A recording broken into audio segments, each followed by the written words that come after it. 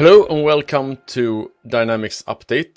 This is one of those interview episodes, and with me as usual I have Gustav. Hello, Gustav. Hello. And we have a guest. We have Tommy Skaue, Senior FastTrack Solution Architect at Microsoft and former ERP rockstar. And former MVP. So welcome. Thanks, Gustav. And first of all, it's an honor to be here with your podcast. I mean, I've been missing doing podcasts for a while, and I've heard that you already had an episode with my former friend and colleague, not former friends, we're still friends, I think, Fredrik Satra. So thanks, guys, for having me. It's great to have you. I was going to ask you, was he your friend until we had him on the podcast, and then he was not your friend anymore? No, we're still good friends. Yeah, that's good. Area. That's good. Yeah. We don't want to cause any issues here. Okay, so please introduce yourself a little more. Sure. So I'm now a Microsoft MVP here. You got my name right, and I was working at the partner side for about a decade before joining Microsoft back in 2019. When I started working with Dynamics, it was Dynamics AX, and it was typically the Dynamics AX 4.0 2009 version. And I became an MVP, Microsoft MVP, back in 2013, and I held that for 5 years basically until I joined Microsoft. And then I joined Microsoft on the FastTrack side of things. So that's been super interesting. And since joining Microsoft, I've been working with partners and customers and engaging with them, and it's been really fantastic, I think. Yeah. Cool. Yeah. So you are from the technical side then? Yeah, that's my background. I before even looking at Dynamics, I was doing development. So on the Microsoft stack primarily. So did everything from web development to C#, ASP.NET, and have that kind of technical background for sure. Yes. So when you and I started talking about this interview, we actually bumped into that we should be discussing the community, because both you and me and Gustav have a lot of interest in the community, and especially the differences between the AX community and the F&O community, because I personally think that there has been a big change in how the community takes care of the product, so to speak. Mm-hmm. Yeah, absolutely. I remember when I started looking at this product back in 2009, actually, there wasn't a lot of material out there, and I think everybody who's been with the product for a long time, they've seen the same shift in dynamic, and how the community is actually exploding in terms of information and making things available for us to find out there. But it's a challenge, right? Because now it's basically that you can't see the forest for the trees. It's like there's so much information out there, and it could be sometimes hard to find the right information. But yeah, having a burning and a living and thriving community I think is super critical. And especially since when I was doing web development and .NET development, it was one of the key benefits was being able to find the information you were looking for just by going out and search for it. Stack Overflow, but for Dynamics. Yeah, right. Sure. Yeah, but it also plays nicely into what I'm doing here at FastTrack and what FastTrack is actually doing, because FastTrack for Dynamics 365 as an initiative was originating back in 2017. We were getting customers over to the cloud. I mean, CE is a more mature cloud product compared to F&O, but there was a need to basically help customers go live into the cloud. And so FastTrack was doing that, helping customers succeed, helping partners basically also succeed through that. And over the years, we've been working with partners across the board, internationally, across every time zone, right? And then building material for what is good practices, what is potentially pitfalls, and all of that stuff. And we accumulated all this information over the years. And then back in early 2021, we launched something we call Success by Design. Some of your listeners might have heard about it.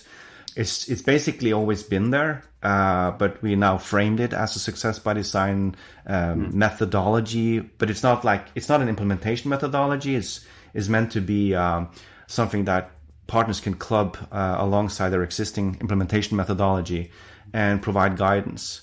I think the next step we're trying to get at, or I should say actually the North Star, the end goal would be that the product itself is just providing guidance along as you use the product. So it tells you if you're doing something out of the ordinary or something that you need to, there's something here that you need to reconsider. But before we can get there, we're looking towards making it possible for you to basically tell us what you're planning to implement in the project and then provide guidance into that context.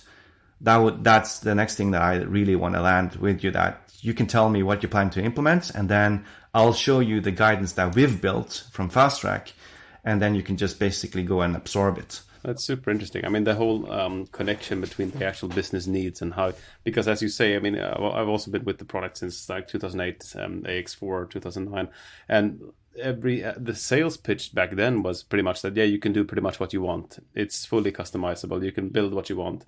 We can adapt to your needs. We've had this conversation with many before as well. I mean, on the whole adhering to standard processes, etc. But from an information perspective, the community was one part where you could find your answer there, but you would still have to kind of validate it a lot. It was hard to do quality assurance and just finding information. Now, I mean, Microsoft and the community itself has evolved to a much greater extent. And it's almost, as you say as well, it's always tipped over the balance, because now it becomes hard to find, because it's so much information. What information is relevant for me, right? And specifically, as you mentioned as well, the whole, I need to understand, usually I could just be an ERP AX expert, and I could go pretty far by that.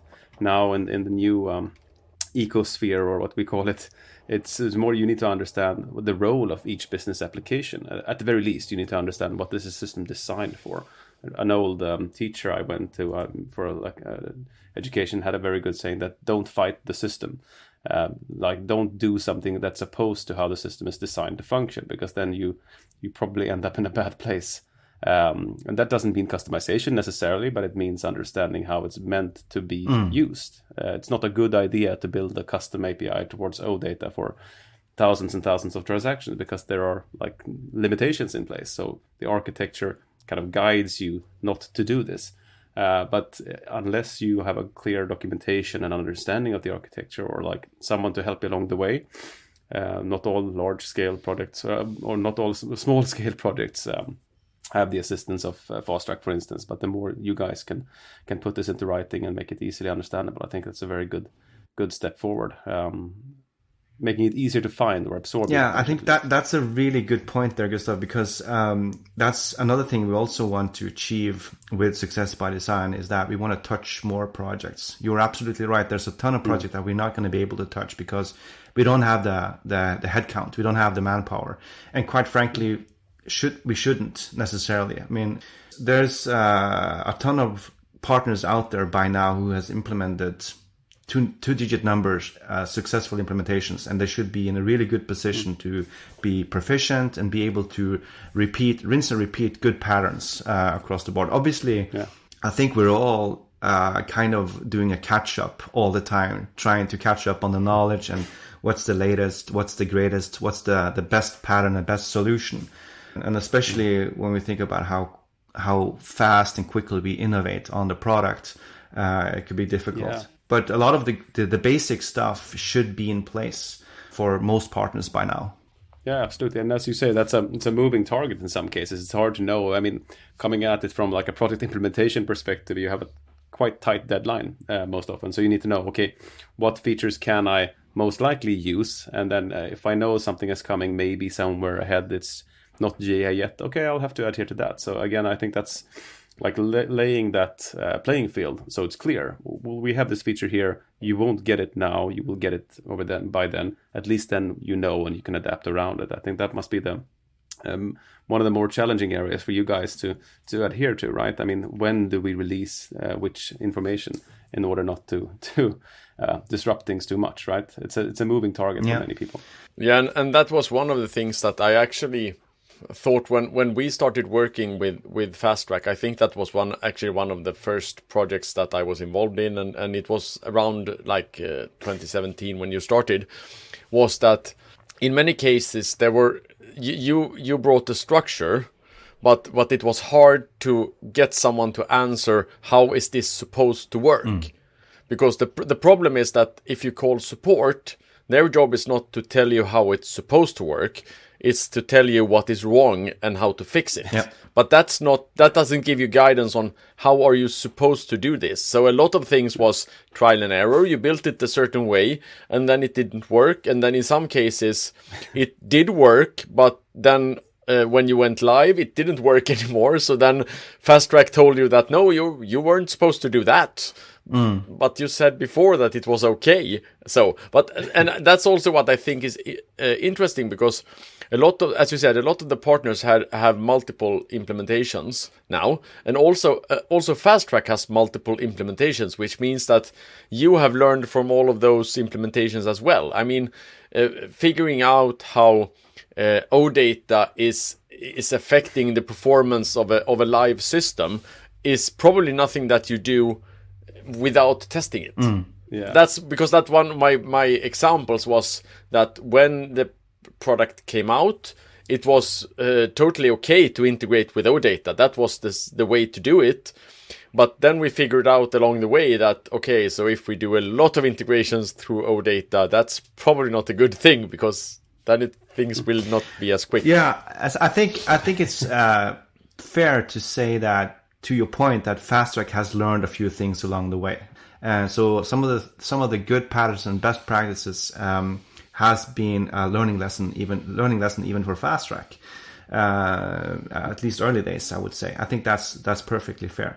And to your very specific example about OData, it's something that also I'm observing, obviously, with partners, is that they might have been successful doing OData integrations with FNO in the past, and now they're getting burned by this, re-implementing that successful pattern, whereas we now have made some changes to the underlying infra.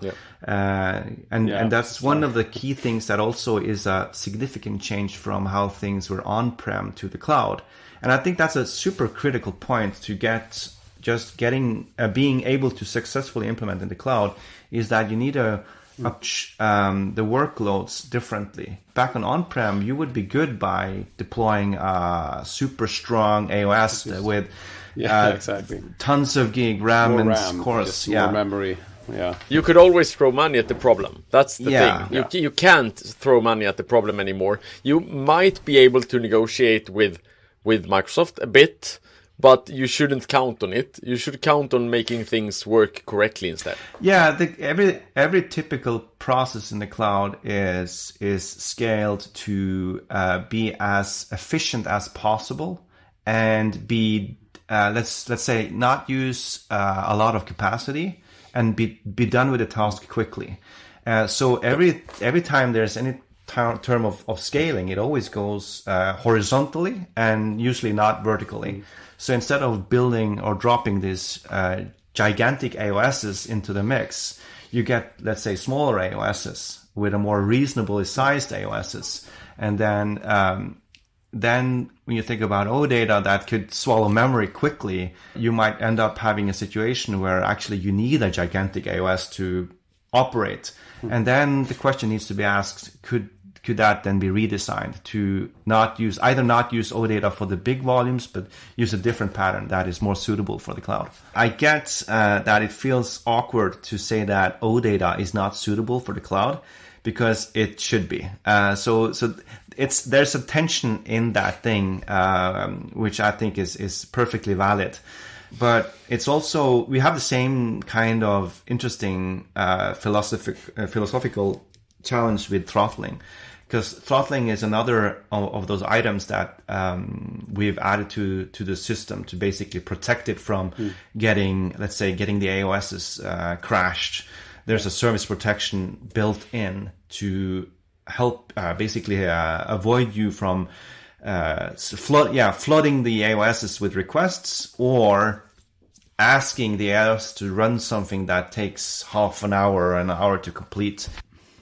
It's all the logic, I think. In the OData has a nice feature. It can be used for lightweight loads, and I think that's been pretty clear from FastTrack integration team for quite a while. So I mean, if you build your own custom OData endpoints with a lot of posting logic, you're going to be in trouble. That's the whole point. Like pure data mapping, you can always find a technical scenario where OData fits in many cases, like quick master data scenarios. But I think bulk load, I think one of the transitioning stories we've been seeing, or we're going to see at least, is the whole BYOD transitioning to data lake. There are a number of, like, again, back to the moving target. So as long as you adhere to these like fundamental integration pattern decisions, right?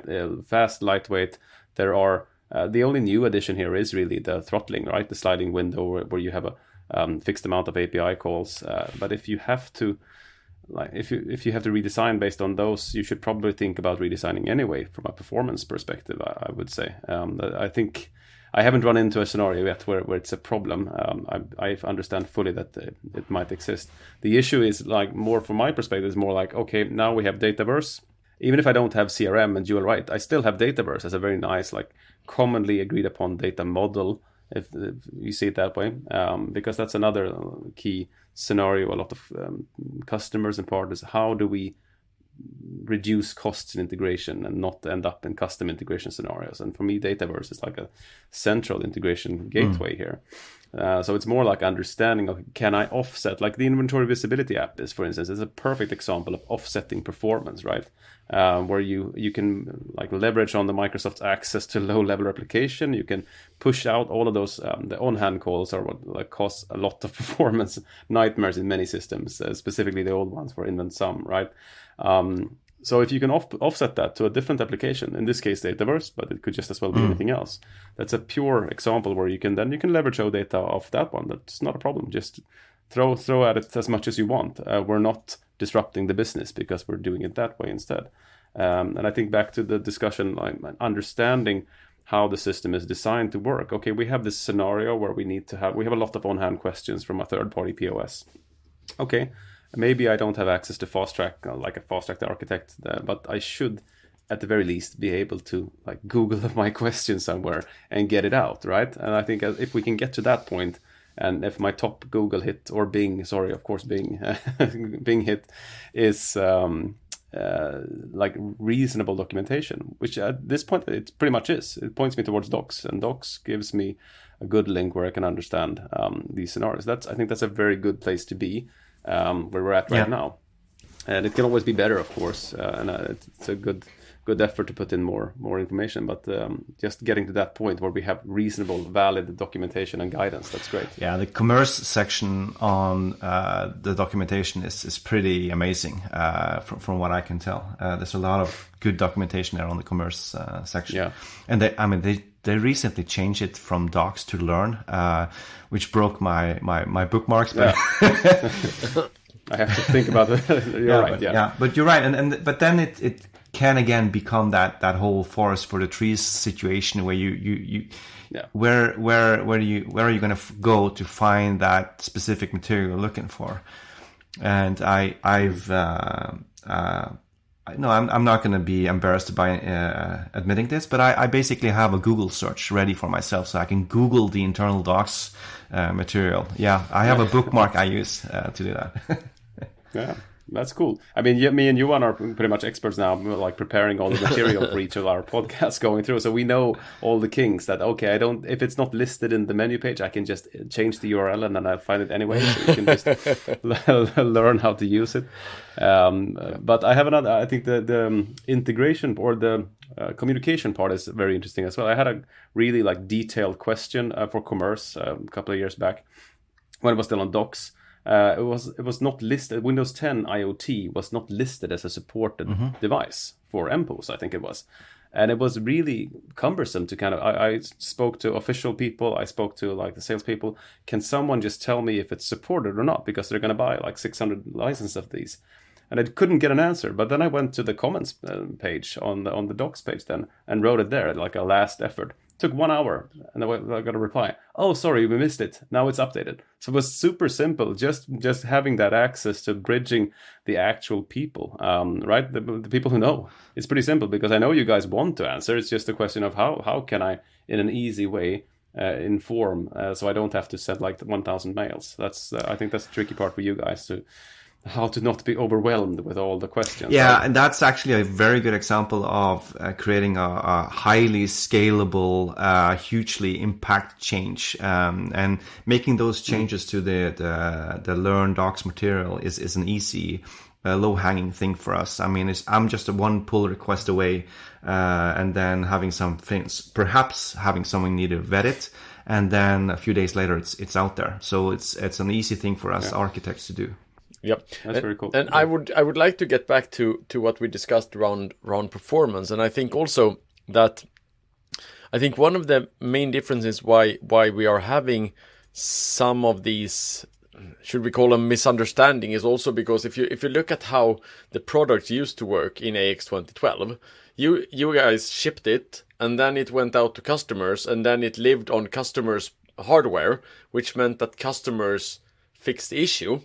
Now we have a product that lives in the cloud, which is licensed only by users and nothing else. So you only pay per user, which means that having Microsoft getting most bang for the buck at every single time is a very interesting driver, because that means that all of the performance issues that you send to Microsoft, if they are Microsoft's performance issues, they are extremely interested in fixing them, because every performance issue that you guys are experiencing is CPU cycles that you are paying for, but that doesn't deliver customer performance, which is useless. Yeah, I typically coin it like this when asked. You can take a perfectly vanilla, no customizations F&O environment and configure it into poor performance. And that tells you something about the level of configuration options you have in the product itself. And then if you think about the fact that almost no implementation out there is purely vanilla, like there's typically always some customization. And it's not the number of customizations that are interesting. It only takes one customization at some place, and then that creates a performance challenge that impacts the whole business. I think, and I'm going to say this a little bit, I think, from experience, being that I came from the partner channel, that we've been in the past lucky to have some of our inherent performance issues hidden by the fact that the customer didn't care that they have over allocated their environments on-prem. And when you lift and shift that kind of code to the cloud, and it creates deadlocks and unnecessary code execution, you are getting choked, basically. So instead of us throwing hardware on it to have more AOSs run on a 5%, 20%, whatever it is, CPU cycle, is not going to solve the problem. It's just over allocating capacity. And then you have to go back and revisit the code. And I've seen so many examples of code where it does things like a select for update where it's not really necessary. And it begs the question, why hasn't this been addressed before? It was working fine before. And also I think that if I should be blunt here, it wasn't Microsoft's problem, because the problem ended up at the customers, and so they had to live with the issues, which meant that they threw more hardware at the problem. I mean, moving the servers to something with a lot of SSD drives, a lot of memory.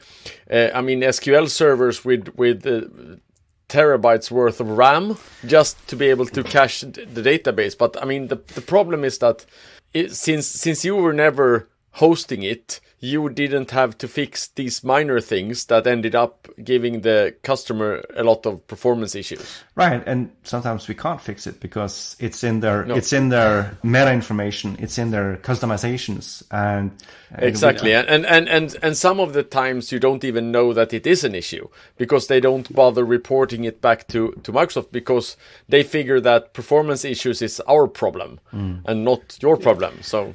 Or in the way we use it. I mean, I was in one implementation that had 3,000 legal entities. So the upgrade part became broken because it had to generate so many jobs for each of these legal entities. So that's kind of something that you might not think about, and it's not fixable by code. You just have to find a way to pause business for a week so we can run our upgrade jobs.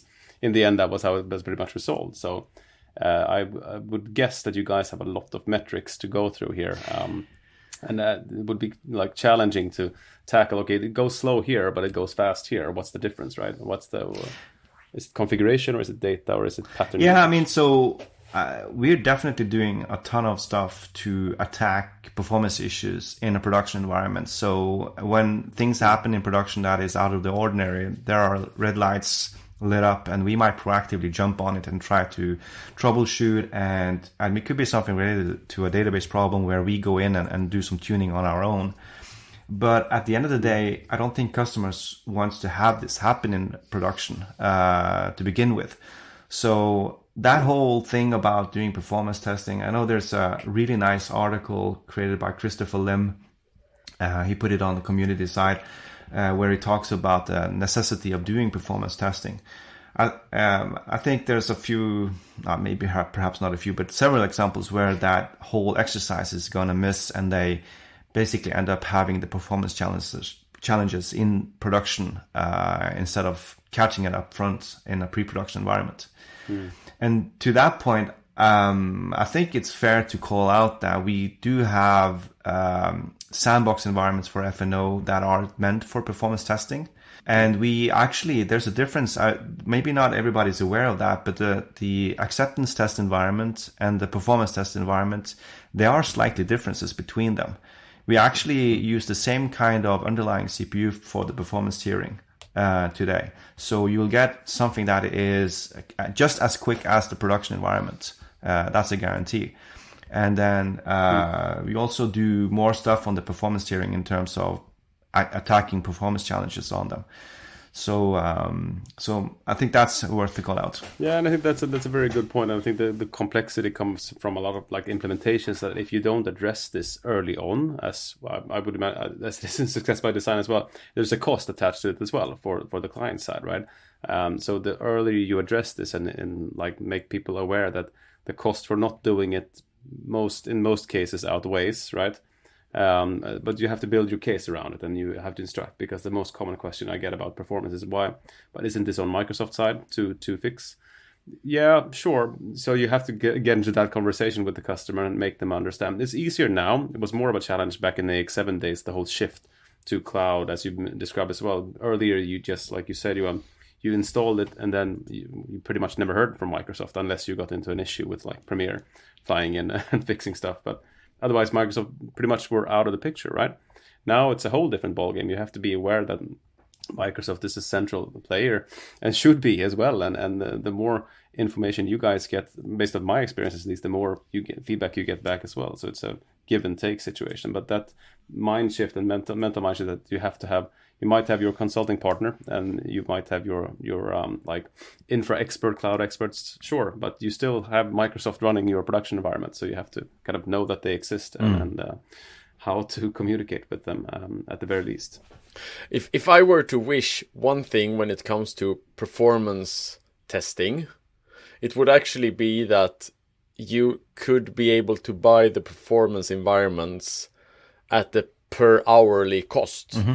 So that you could turn them off. Because I think the problem is today is that since you buy the performance environments for a month at a time, and they are not cheap by any means, they are really, really expensive. And I totally understand why they are expensive. But I think that you could probably raise the prices by 10% of the performance environment, but having customers pay by the day or by the hour. And I would bet that at least 100% more customers would do thorough performance testing. Mm-hmm.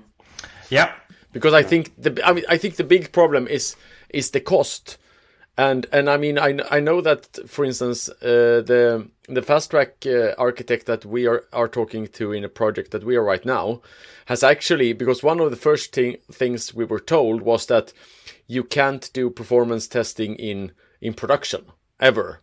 Not even before you go live, but I know that FastTrack has actually eased up a bit on that, so that if you have gotten your performance environment, it's actually okay to do performance testing in your production environment before you go live and start putting production into it. And I would say making it easier for customers to be able to to do performance testing I think would help them a lot. Yeah.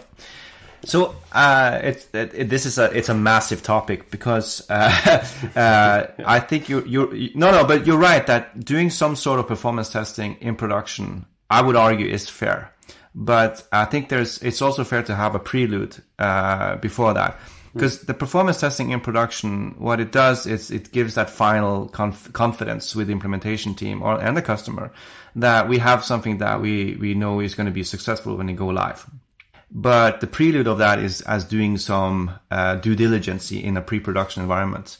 And what you get in the pre-production environment is you'll be able to jet into the database itself, and you can actually analyze the query plans yourself without having to reach out to Microsoft for that. You also avoid running something in a production environment that triggers us to jump on it. If you think about us having people who see internal tickets created to engineers, and they see that it's a production environment, they might jump on it. They have no idea you're actually testing because they'll see something happen. And so I think that's also in part the point in not running something in production that comes as a surprise to you that you're deadlocking everything or right. Yeah, and the thing is, I totally agree, but that brings home my point even more, that making it easier to do thorough performance testing, because the problem also is that once you have started up the performance environment, you will spend at least a couple of days prepping it to be production-like, which means that you lose a couple of days of performance testing, and then you do testing, and then everything is set up and done. Maybe it takes like a week for testing, and then you still need to pay for it an extra 3 weeks or so. So keeping it and being able to turn it off when you're not using it. I think you could probably charge more for it per day than you're doing today. Yeah. But having it stay there and be turned off and be disabled. I mean, having it. I understand that it's probably not. It's a cost, right? And it's also, I mean, a lot of people go live now with MVP approaches. So using that the whole production, like first go live scenarios, that's one thing, of course, not to be under. But you also have a lot of scenarios where you have a running production environment. You're implementing a new scenario or acquiring a new company. You need to get some kind of figures out, right? So even more important to have some way of doing that without preparations for a week. So we're not going to solve it today. No, but that's my Christmas week. I've heard various suggestions on how to attack that whole, let's say, licensing of that environment, because I can totally understand that purchasing a tier 5 for 12 months if you only need it for a short period of time, it seems excessive. But to that point, I think it's also worth calling out that you would typically have multiple iterations of performance tests. You would run at least one to just test the boundaries, sort of like checking out what happens when you run it. And then you would analyze the results, and then you would revert back and perhaps make some adjustments based on that testing. So not just testing to see that it seems to be processing the necessary volume and done with it, but you should also see if there's any room for or any opportunities for improvements of performance. Yes, but that's sort of my point as well, that it's the effective time that you're actually performance testing is not that long. So having a different payment model would probably be a good thing. And because I think, unfortunately, a lot of customers today avoid performance testing entirely because it's not, and it's hard. It's hard building performance scenarios and doing, okay testing. Yeah, accurate and reliable testing is tricky, right? Yeah. I mean, that's always going to be the case. Yeah. It's hard, but we'll have to have a separate podcast with, performance testing 101. Yeah, it always comes back, but it's hard. Like, why do we want to do it? Everyone wants to do it. Everyone wants to have this nice 40-page document saying, we run through the tests. It's fine, because then you sleep better before go live. But still, going back to the original topic, I think having performance mindset as well. That's the best. That's the least we can do right now, right? I mean, design to fit what the system is designed to do. Then that way you avoid at least 1 million performance issues, right? But then at the very end, it's a safety measure. If as much as we can use it, and then you could do like like Johan says, if you can do it coordinated testing, planned efficiently, and you could pay for that in a more easy manner, that would be great. Until we get that, we'll have to rely on design, right? Yeah, and with that being said, that everything eventually ends with performance testing, I think that even this podcast ends with performance testing.